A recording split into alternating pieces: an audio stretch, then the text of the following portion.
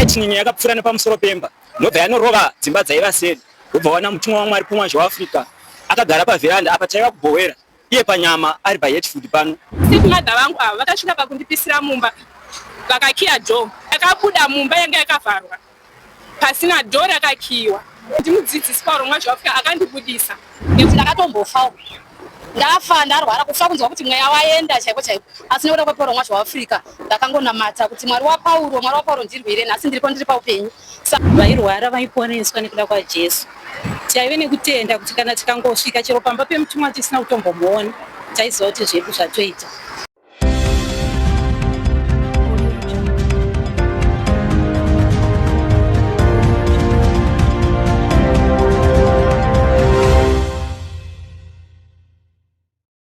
Yes, atichiti kuswera muri yeZimbabwe tichisangana zvakare paHot Simpsons apo patinokupa inyaya dzinenge dzichipisa all around Zimbabwe naika. Kutaura kuno kwandiri kuita tiri kuHertford uko kwaitika chiitiko chinotyisa. Ndofunga tese tinoziva vaPaul Mwazha mutungamiriri wechechi inonzi vari founder zvakare veApostolic Church of Zimbabwe naika. Saka zvinorwadza vange vaine makore anosvika 107 ende vakatanga chinamato chavo way back into time kubva kuma 1935 iko kundopa vakatanga ende takatarisa chechi yatekeshera tisingatarise muno muZimbabwe chete aiwa southern region yese yatekeshera tisingakangono zvakare kuEurope as far as UK, Canada nekuAsia zvakare. Saka kutaura kuno kwatiri kuita tine macongregates vari pano vari kuchema pamwe chete. Saka toda kunzwa kuti nhoroondo yavaMwazha yakatanga sei ende uyezve pane zvimwe zvatatonzwawo kuti aiwa vakanga vari shasha kunyaya dzezvefundo zvekuti vanzi vaidzosera mapepa ese ma100 out of 100 zvinhu zvinofadza zvimuri yeZimbabwe. Saka ngatinzwei macongregates nemamoners ari pano kuti chiitiko chinosuwisa ichi vachitambira sei uyezve nekutipawo zvakare nhoroondo yavaPaul Mwazha kuti vakakuberekwa gore ripi zvakare vachitipawo nhoroondo izere. Ngativanzwe vachitaura.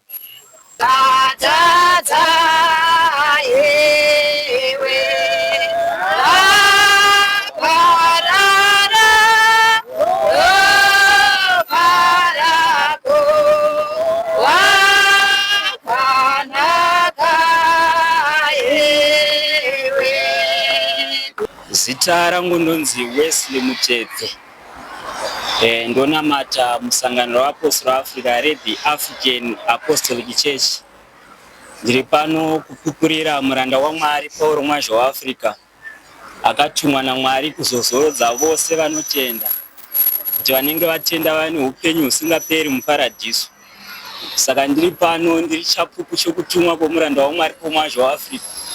Handinyari kupupura izvozvo sezvakambotaurwa naPauro pane imwe nguva kuvaRoma pana vaRoma 1 vhesi 16 achiti nokuti handinyari pamusoro peivhangeri nokuti isimba raMwari rokuponesa mumwe nomumwe unotenda kutanga muJudha uye muGirikiwo nokuti mairi ivhangeri kurama kwaMwari kunoratidzwa kunobva pakutenda kuchienda kukutenda sezvazvakanyorwa zvichinzi wakarurama uchararama nokutenda. Saka nemutumwa Paul Mwazha waAfrica evhangeri yake ndeyokutenda. Saka nokudaro hatinyari kupupura evhangeri yake. Mutumwa waMwari Paul Mwazha waAfrica ane zvizhinji zvaakaita. Kutanga pandirini ndakaponeswa kuvapo kwangu nditori chapupu chemutumwa Paul Mwazha waAfrica. Upenyu hwandinahwo ndinopupurira mutumwa waMwari Paul Mwazha waAfrica nekuti ndichiri mudiki. Amai vangu vanoti kwava kunaya kwakaita mvura yakauya zvikuru ndobva vaona pavheranda tiri mudining ndobva vaona mutumwa waMwari Paul Mwazha waAfrica akagara pavheranda apa taiva kubhowera iye panyama ari paHertford pano. Ndobva vamuona pavheranda zvino lightning yakapfura nepamusoro pemba ndobva yanorova dzimba dzaiva seri kureva kuti takarwirwa nemutumwa Paul Mwazha waAfrica. Iye anoonekwa kune dzimwe nzvimbo panyama asi ari kuHarare. Saka isu takamuona mutumwa Paul Mwazha waAfrica pamweya kubhowera kwaChimbuzi. Saka ndinopupura kuti dai pasina mutumwa tingadai takarohwa nemheni takafa. Uyezve mutumwa kwaPaul Mwazha waAfrica ini ndakanga ndisingadye nyama yemombe nezvose zvine makumbo mana zvinodyiwa. Asi neivhangeri yemutumwa pamwazha waAfrica ndakateurirwa ndikapiwa mvura yaAlpha naOmega yakateurwa nemutumwa ndikatanga kudya. Saka neivhangeri yemutumwa pamwazha waAfrica inoshamisa. Ndakaitirwa zvizhinji zvandisingagoni kutsanangura nekuda kwenguva. Uye iye upenyu hwake pamwazha waAfrica mukaverenga mupati 1 nepati 2 zvinobuditsa pachena kuti akararama kubva pauduku hwake nekutenda. Nekuti ari muduku akumbira mari yekuti atenge juice kuna amai vake vakamunyima. Ndobva aenda pasowe kunonamata kuna Mwari vake. Akati ndinoziva baba vangu ari kudenga kuti baba vangu vanyama makavatora asi imi ndimi baba vangu. Saka akanamata kuna Mwari. Mwari akamupindura pakarepo asati atongopedza kunamata. Mwari akamupindura. Ndobva anzwa akudedzwa namai vake. Akanzi mamvura. Ndobva ati mhai. Ndokudaidzwa kunzi uye utore chirongo unochera mvura. Kana wabva wono ndokupa mari wonopa vahuchu uenda Harare wonokutengera juice rawareva 25 cents. Ndobva apiwa mari iyoyo. Zvinotiratidza pachena kuti mukutumwa kwapamwazha waAfrica zvinhu zvose zvinoita nokutenda sezvakareva Pauro kuvaRoma. Saka neivha zvizhinji zvakaitirwa mutumwa pamwazha waAfrica mukurarama kwake achienda mberi nechikoro. Pane imwe nguva akakumbira mai vake mari yekuti aenderere mberi nechikoro vasina. Ndobva anzi kuna vataga vaiva nechikwereti chemombe yainzi Mutuna Mauswa yavakatora. Zvino tikaenda kwavari vangatipa zvimwe mhou nemhuri yavo nekuti mombe iyi yakanga itori nezavo. Zvino vakaita saizvozvo. Ndobva vanopuwa mhou nemhuri yayo. Akawana mari yekuendesa mberi nechikoro. Pane imwe nguvazve achida kuenderera mberi akashandisa mari yehanzvadzi yake yakanoroorwa. Saka zvinoratidza pachena kuti zvekutumwa kwapamwazha waAfrica zvinofamba nokutenda. Akaenda mberi nechikoro nokutenda. Saka ndo zvandati ndipupurire muranda waMwari pamwazha waAfrica. Zvanzivisai mabasa ake pakati pavanhu. Muudze vanhu kuti zita rake rinokudziwa. Saka tizivise nyika yose kuti zita raJehovha riri kukudziwa muThe African Apostolic Church zvisinei nenguva yake yekuenda. Asi zita raJehovha tinorikudza nekupa mbiri nekutenda makore akararamwa nemutumwa pamwazha waAfrica. Ndizvo hazvo zvandati ndipupure panguva ino. Ndatenda hangu. So mashoko enyu ekupedzisira kumhuri yeZimbabwe yakateerera angava api? Takatarisa chechi hombe yakadai so. Mashoko angu ekupedzisira kumhuri yeZimbabwe ndeyekuti ndivazivise kuti muranda waMwari pamwazha waAfrica akanga akatumwa naJesu zvamazoro kwazvo. Kuburikidza nezvizhinji zvandataura zvamanzwa. Uye ndinoti kwamuri chemai muine tariro tichasanganiswa neropa raJesu muparadiso. Ndinotenda komborerwai naBaba. Ini ndini Mamparidzi Tafura. Ndogara kuChitungwisa.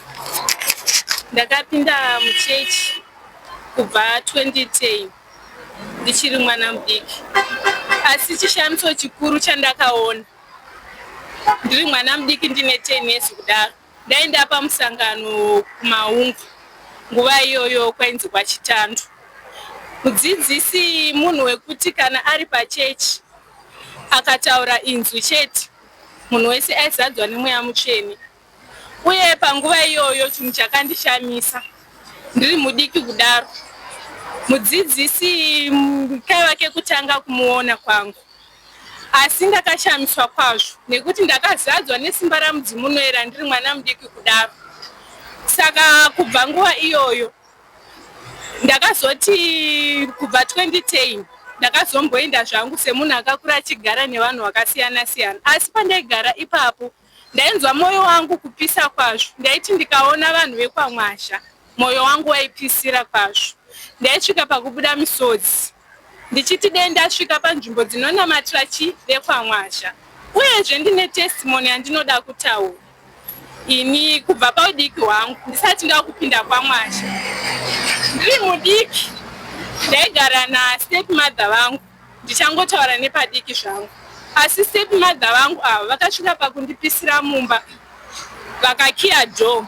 Asi chishamiso chandakaona chandoda kupupurira muranda waMwari Pauro Mwazha waAfrica chinova chinondikatyamadza kusvika izvezvo ndakabuda mumba yanga yakavharwa pasina dhoo rakakiyiwa. Asi kusvika izvezvi ndinovimba kuti ndimudzidzisi Pauro Mwazhavafika akandibudisa, nekuti ndiye ega anogona kuita zvinhu izvi. Nekuti ndingadai ndakafira mumba, ndakapisirwa mumba nastepmother vangu, asi mudzidzisi akandibudisa ndikakaruka ndava panze, chinova chishamiso paupenyu hwangu. Uye zvakawanda mudzidzisi Pauro Mwazhavafika zvaakatidzidzisa. Ini ndakadzidziswa rudo, ndakadzidziswa kuregerera vanonditadzira, nekuti ndakakura ndiri munhu anotambura. Asi mudzidzisi Pauro Mwazhavafika akandidzidzisa chinonzi kuregerera, nazvino ndakaregera vese vakanditadzira. Saka ndinongoti mudzidzisi, zorai murugare, fambai murugare. Ndinovimba kuti tichasangana, uyezve pamwe hamutisi tiri nherera. Saka mudzidzisi, fambai murugare. Inini ndiri mai Munyori Mashawi. Pamusoro pavaMwazha tinopupura basa guru ravakaita. VaMwazha vaita zvishamiso zvakawanda zvesimba raMwari. Vairwara vaiponeswa nekuda kwaJesu. Taive nekutenda kuti kana tikangosvika chero pamba pemutumwa tisina kutombomuona, taiziva kuti zvedu zvatoita. Kunyange tikakumbira njere muchikoro taipiwa, vasina vana vaiporeswa. Zvimwe zvacho zvakawandisa zvekuti hatingagoni kuzvipedza ndozvaiitwa navaMwazha. Zvinofadza chokwadi. Tanzwawo zvakare kuti vaMwazha vakamboita mudzidzisi. Mungatsanangurawo mhuri yeZimbabwe kuti mudzidzisi hwavo hwengu hwakamira sei? Hongu vaMwazha vakaita mudzidzisi, vakaticha kwaGweshe kuChiweshe. Vakanga vatodzidzirawo basa reudzidzisi paHoward Institute. Vachibva ipapo ndopa vakatumirwa kunodzidzisa kwaGweshe.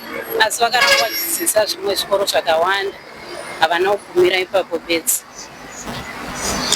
Zvinorwadza chokwadi. So takatarisa taona nezuro takanga tiripo zvakare paRufaro, takaona vamwe vakomana vaitotaura chirungu chaicho, zvokuti ndakatoshamisika kuti vanhu vesvondo yechipostori vanotodzidza zvakadai. Mungataurirawo mhuri yeZimbabwe kuti takatarisa vaMwazha chikurudziro chavaipa sezvo vanga vari mudzidzisi, takatarisa nyaya dzechikoro, vaikurudziro zvakadii?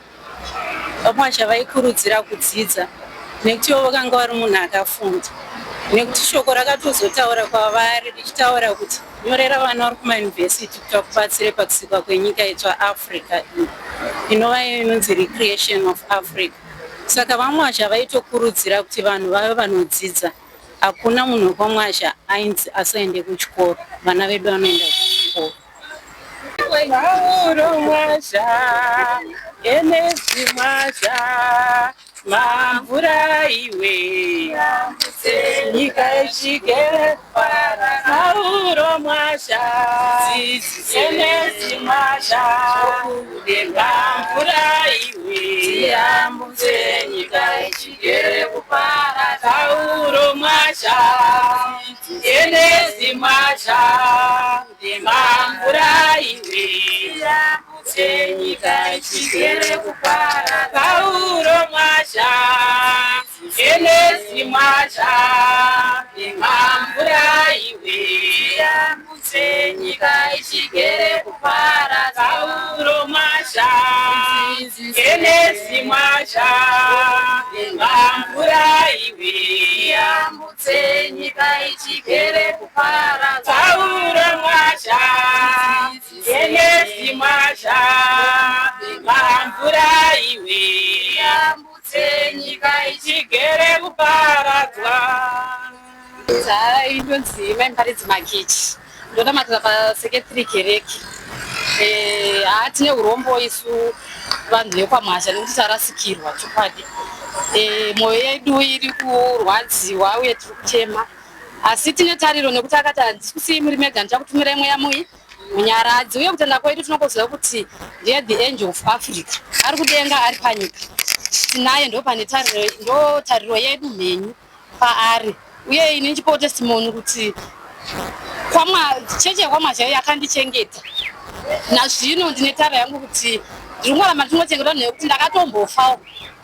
ndafa ndarwara kufa kunzwa kuti mweya waenda chaiko chaiko. Asi nekuda kwepauro mwazha waAfrica ndakangonamata kuti Mwari waPauro ndirwire, nhasi ndiripo ndiri paupenyu.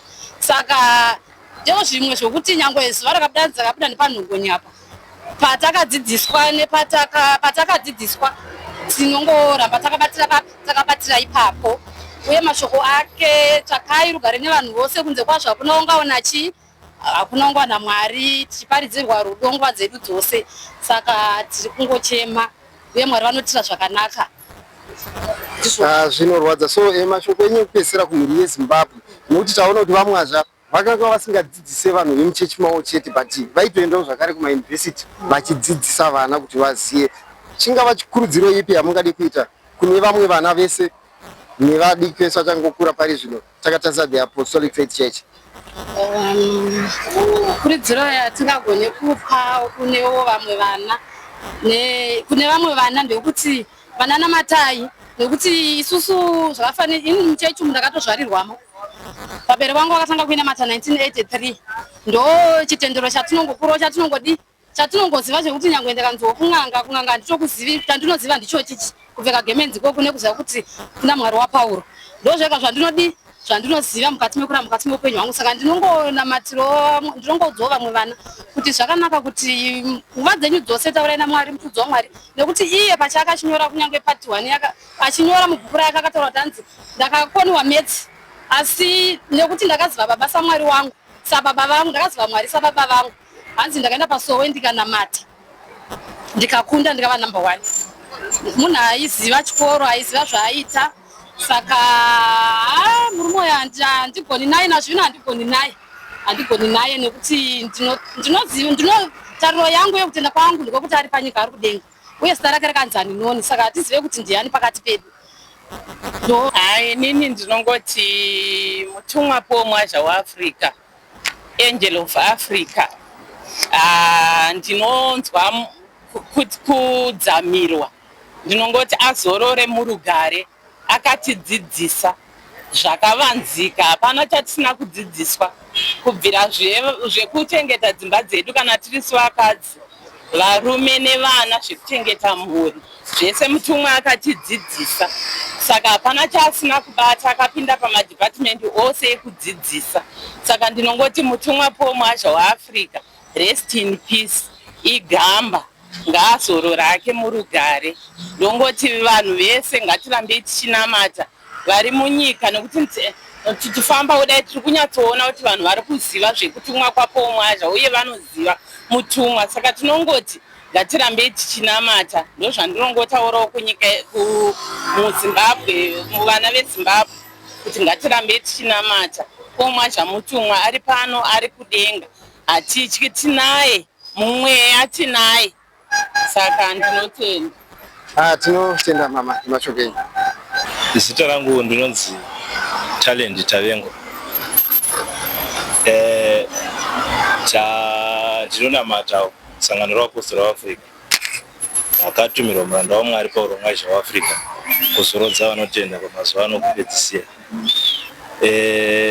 Tinonzwa kufara neupenyu hwararamwa nemutumwa waMwari Pauro Mwazha waAfrica, nokuti kubva tichikura takadzidza zvakawanda nokufurikidza nokuda kwake. Murume uyu wakatidzidzisa zvizhinji maererano nekutya Mwari nekuziva Mwari panzira dzokurarama nokunamata Mwari, chinova chinhu chatinotenda kwazvo pakurarama kwedu, chakaisvonaka chatakaitirwa naMwari pamazuva anaya okupedzisira. Saka chinhu chinotifadza ichocho. Ndo zvinofadza chokwadi. Takatarisa vamwe zvavakatanga sangano iri kwakudhara, mungatarirawo mhuri yeZimbabwe yakateerera panguva ino, zvishamiso zvimwe zvamakambonzwa kuti vakaita nezvimwe zvamakaonawo vachiitawo musangano iroro?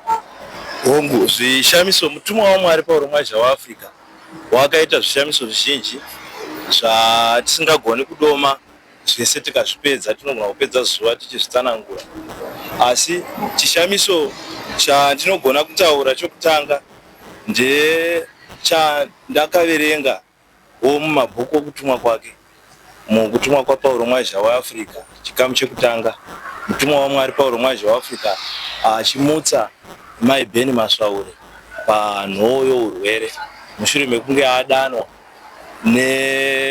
nehama dzaMai Beni Masvaure kuti auye akumbire kuna Mwari wake kuti Mai Beni Masvaure zvavanga varwara vava namasvouro maviri vasingadyi vasingatauri kuti vafe. Mutumwa waMwari akasvikapo akakumbira kuna Mwari, munhu anga achinzi akumbirwe afe akakumbira kuti ave neupenyu, akasiya Mai Beni Masvaure vava kutaura vava kufamba. Ndo chimwe chechishamiso chandinogona kukupura panguva yezvino chakaitwa nemutumwa waMwari Pauro Mwazha weAfrica, zvatinoziva nezvatakaverenga, zvatakanzwa nezvatakaziviswa. Ndo chimwe chezvishamiso. Tinotenda. Touyawo zvakare tinonzwa zvikuru kuti vakanga vakafunda zvokuti vakambini vari headmaster, zvokuti vabva kuteachers training yavo vakangonoita headmaster, and hanzi kuchikoro kwacho vaitocheka zvokutorova makutsuna chaiko chaiko. Mungataurawo here ipapo kuti vainyatsopatii pakamira sei? Ichokwadi, kupfurikidza nokuverenga kwedu mumabhuku okutumwa panhoroondo yake, mutumwa waMwari Pauro Mwazha weAfrica munhu akanga akafunda chose, akanga aine zivo yemhando yepamusoro-soro, chaive chikara kuchikoro zvechokwadi. Mutumwa waMwari Pauro Mwazha weAfrica anoti iye akanga ari number 1 pakudzidza kwake. Mushure mekunge akundikana masvomo pane imwe nhoroondo yake, anoti ndakaenda paSowe ndikanonamata kuna Mwari, ndikakumbira kuna Mwari kuti handichadi kufoira masvomo, kubva zvino zvinda mberi ndaakuda kuti ndipase masvomo. Mutumwa waMwari Pauro Mwazha weAfrica anoti kubva ipapo patemu yakazoteera kusvika achipedza chikoro chake akanga achipasa masvomo ari iye number 1 pachikoro chese. Izvi zvinozivikanwa chero mukasecha pamaindaneti, zvinozivikanwa chose. Mutumwa waMwari Pauro Mwazha weAfrica akanga ari shasha muchikoro chokwadi. Uye mutumwa waMwari Pauro Mwazha weAfrica apedza teachers training yake akazoita basa rokudzidzisa, akaita headmaster paHoward. Ndo zvimwe zvatinopupura panhoroondo yekutumwa kwomuranda waMwari Pauro Mwazha weAfrica. Zvinokudzwa chokwadi. So pamakazvinzwa kuti mukuru weAfrican Apostolic Church ashaya, makanzwa sei sevana vesangano? Chinhu chakatibata chose,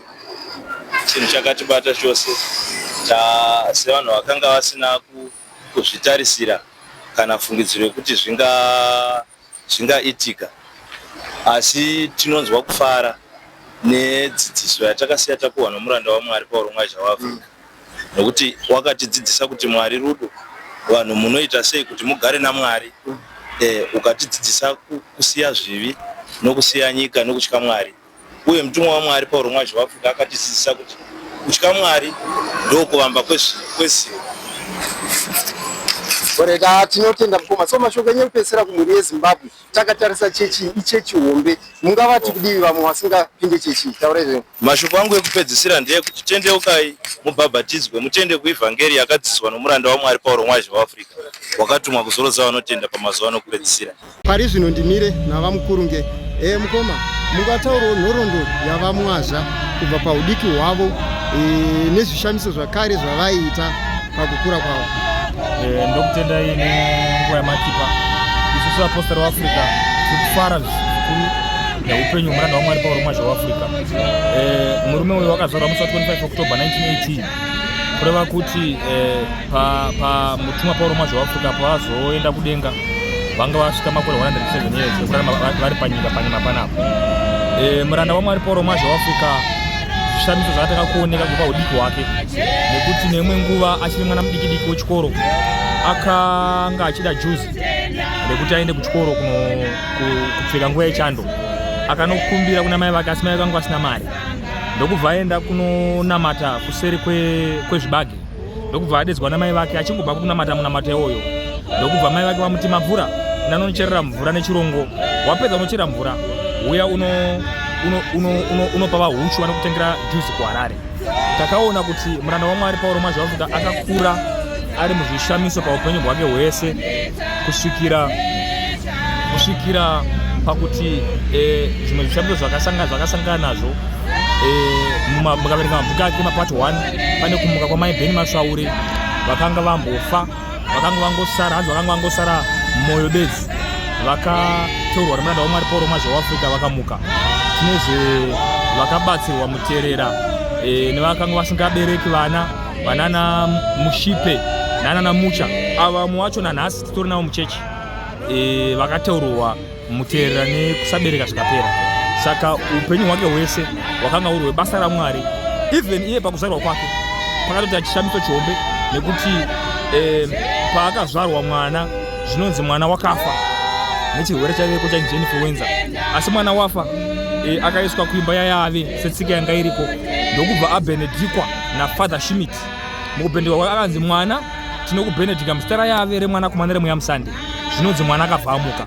Izvezvi mukaenda kuHoly Cross Mission kwaChirumanzuku, nhau iyoyo yakatozara muBlairfontein mese muya, itori nhau inotozikanwa kunyangwe nanhasi. Tinotenda baba. Thank you so much.